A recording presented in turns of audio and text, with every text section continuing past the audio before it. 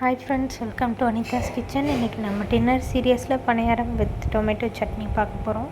இப்படிலாம் சொடக்கு போட்டால் எதுவும் கட் ஆகாது, நம்ம தான் உட்காந்து கட் பண்ணணும். ஒரு பெரிய வெங்காயம் எடுத்திருக்கேன், 4 தக்காளி எடுத்திருக்கேன்.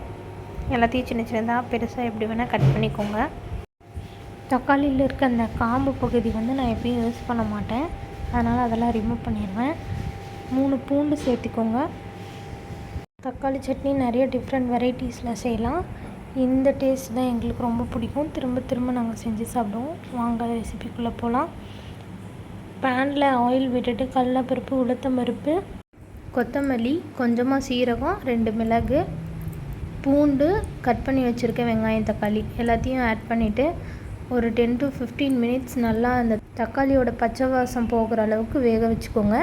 இப்போ சைடில் பணியாரத்துக்கு மாவு ரெடி பண்ணிக்கலாம்.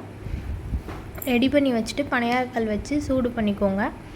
ஆயில் விட்டு ஒரு 5-6 கீத்து தேங்காய் ஆட் பண்ணி இதை கொஞ்சம் நேரம் ஆற விடுங்க.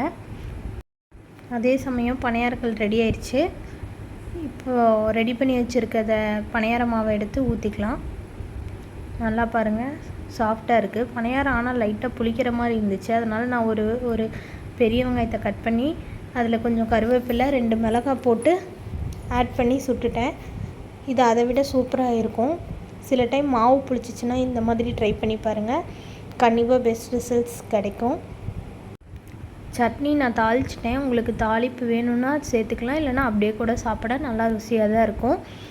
இது இட்லி, தோசை, சப்பாத்தி இதுக்கெலாம் ரொம்ப சூப்பராக இருக்கும். மாவு புளிச்சதுனால நான் பணியாரம் ட்ரை பண்ணேன்.